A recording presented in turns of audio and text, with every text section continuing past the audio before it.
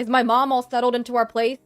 Jake questioned, having made the decision to move his mother into our home without even considering my opinion.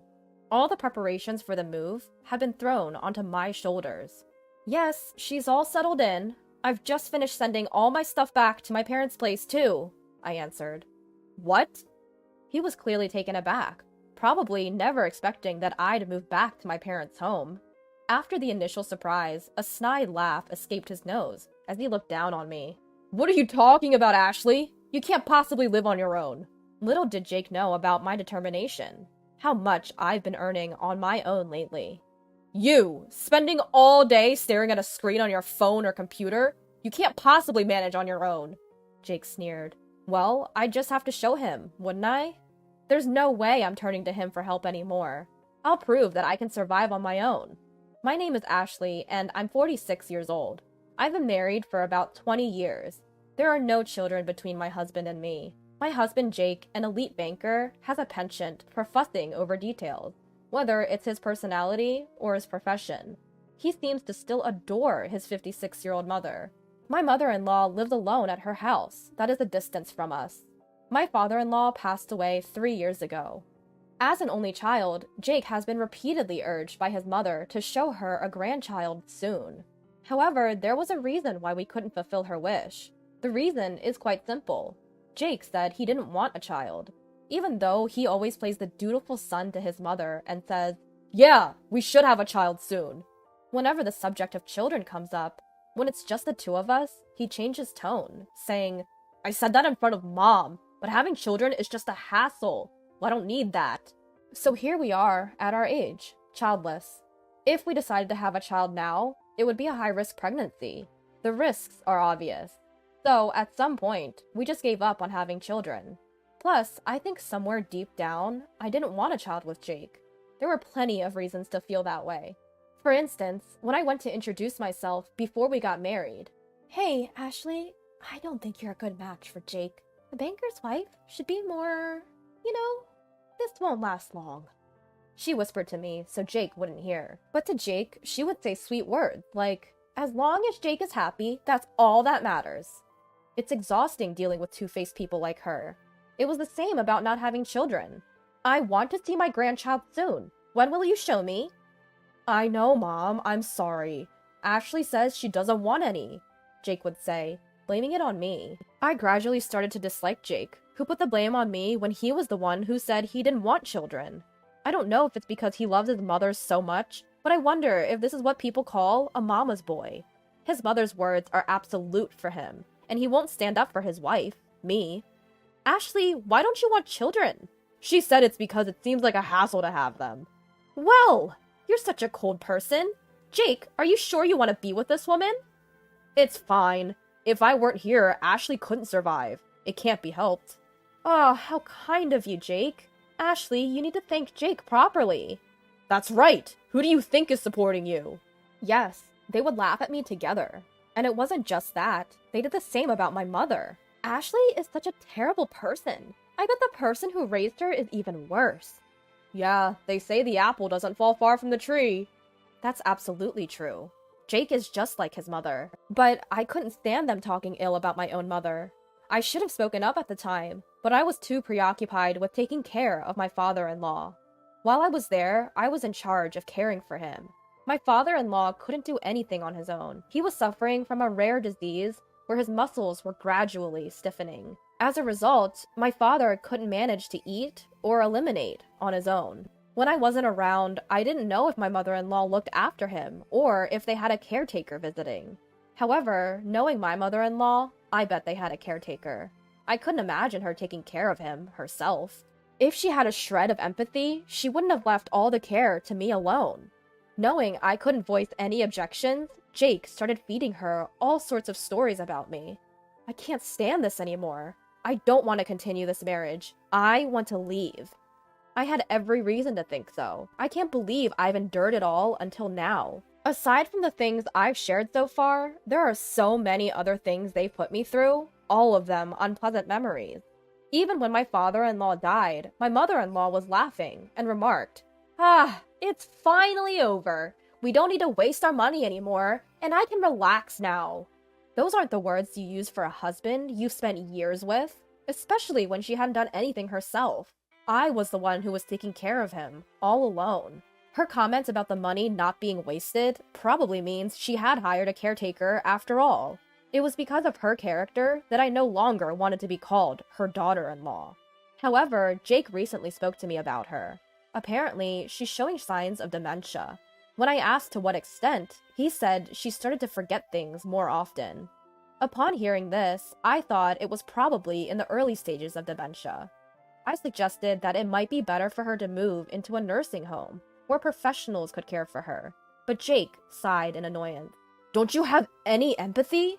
You live in our house, so you can take care of her here. That's all there is to it.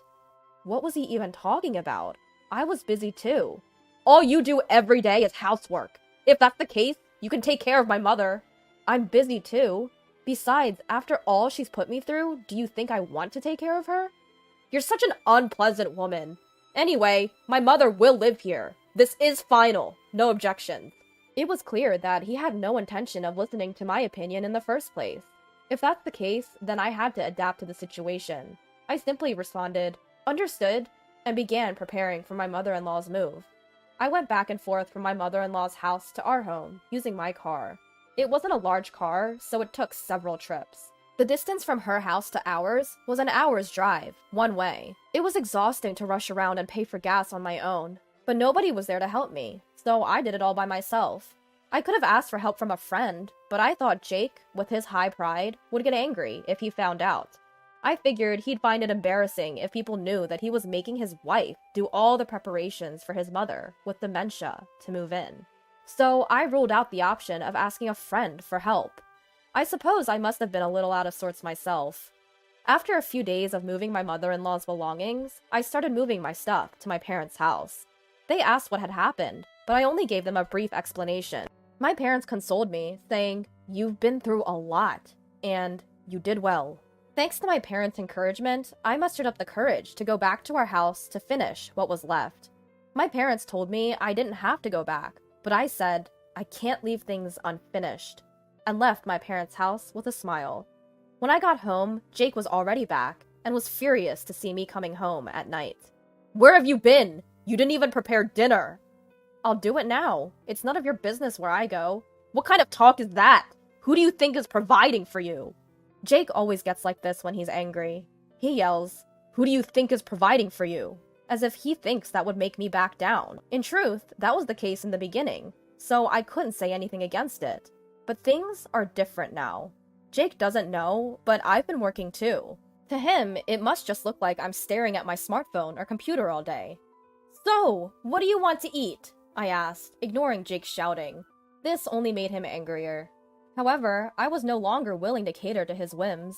In the past, I would have done anything to appease his anger. I moved as he wanted. I acted as he said. But I was tired of sacrificing for him anymore. "Enough! I can't eat with you. It'll taste terrible. I'll go eat outside." He spat out these words and stormed out of the house, slamming the door behind him. If this had been me from the past, I would have panicked. I would have run out and cried, looking for him. I knew that's what he wanted, but that wasn't me anymore. I thought, if I don't have to prepare dinner, then that's better. I grabbed my car keys to go get some food, but when I opened the door, Jake was there at the entrance. "Why didn't you come after me?" I sighed deeply, tired of his antics. "You were the one who said that a meal with me would be distasteful. That's why I didn't come after you," I explained, frowning, as if to ask, "Don't you understand?" He blurted out some incomprehensible nonsense about how I would usually chase after him. We went inside the house, and Jake was still sulking. It was so childish, not fitting for a 56-year-old man. It was frankly disgusting. When I said nothing, Jake, still in a bad mood, started to talk. "Did you finish moving my mom?" Jake, who had decided on living with his mother without asking me, and had thrown all the preparation onto me. "I'm done! I've just finished sending all my stuff to my parents' house." "What?" He probably didn't think I would actually go back to my parents. He smirked at me, a condescending laugh. "What are you saying? You can't live on your own. You're just staring at your phone or computer all day. You can't survive without me." No matter what happens, I won't rely on you. I'll prove that I can live on my own. You may not know it, but I can live by myself. Don't lie! What's the point of telling such an obvious lie? Why do you think it's a lie? Then Jake continued, looking down on me. Listen, you've only been able to live because of me. If I'm not around, you can't survive a single day because you can't earn money. I wondered why he thought I couldn't earn money, but I didn't touch on it and said, even if I explain it here, you won't believe me, but I'll go back to my parents' house anyway. If you're going back to your parents' house, we should divorce. Don't cry and come back later. Do whatever you want. I can see you regretting your divorce in less than 3 days and coming back crying. Fine, that's okay. I've prepared the divorce papers. Please sign here. As Jake signed, sneering with an arrogant smile, I glared at him, grabbed the divorce papers, got in the car, and headed back to my parents' house. Jake seemed surprised that I actually went back to my parents' house. He called me a few times, but I decided to ignore it. However, after about 2 days of silence, since I got back home, the phone calls from Jake started again. I initially did not answer, thinking he might be abusive. But then a voicemail from Jake came in. I decided to listen to it. Ashley, are you angry? I'll forgive you, so come back. That was it. I'll forgive you? He's the one who proposed divorce, and yet he's saying this? If you think about the situation, it's me who should be forgiving Jake, not him. Of course, I would never forgive him. As this unforgiving feeling bubbled up inside me, I decided to answer the next call. However, contrary to this resolution, I didn't hear from Jake for a while. I thought he had given up, but then the phone rang. It was 2 weeks after the day of that voicemail message. Hello? Ashley? When I answered the phone, Jake was sobbing. Wondering why a grown man was crying, I remained silent. Then, from behind him, I heard a weird scream. At the same time, Jake yelled, "Stop it, Mom!" From this, I could easily imagine that her dementia situation had escalated beyond Jake's control. Ashley, it was my fault. Please come back. I don't know what you're talking about. I left. That's why you can come back. I don't want to come back. Please, I can't handle my dementia-stricken mother and work at the same time. You must be in trouble without my money. I'm not in trouble, and I absolutely don't want to. We're a couple, right? Couples help each other. Yes, they do, but we are strangers now. What are you talking about? I'm in such trouble.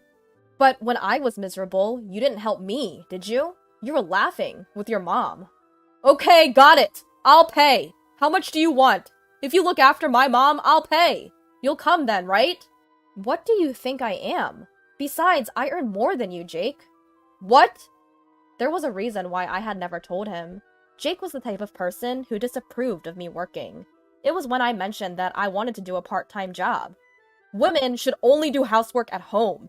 It's shameful to work outside. People might think I don't earn enough, he raged. So because of Jake's pride, I had to work in secret. I desperately earned money in ways that Jake wouldn't find out. What job were you doing behind my back? Stock trading. A friend taught me. It was a success, and now I've become a professional trader. So don't worry, I can live on my own. Please come back! Why don't you take care of your beloved mother yourself?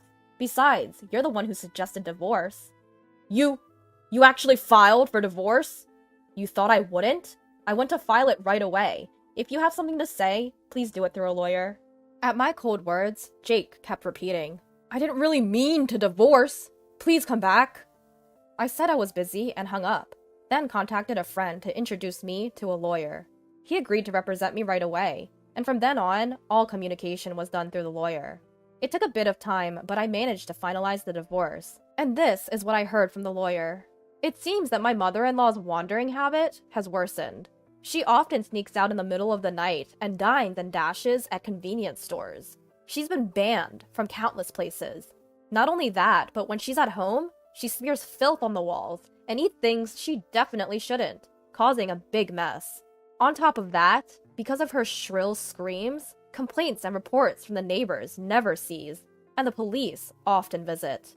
Despite the situation, Jake didn't resort to day services because of his ridiculous pride, saying, "People might think I'm a bad son if I leave my mother to a day service. It's shameful. It's not something a capable man like me should do. It could all be resolved if Ashley just came back. I heard that Jake, who used to rely on me and push everything onto me, is now a complete mess, incomparable to those days.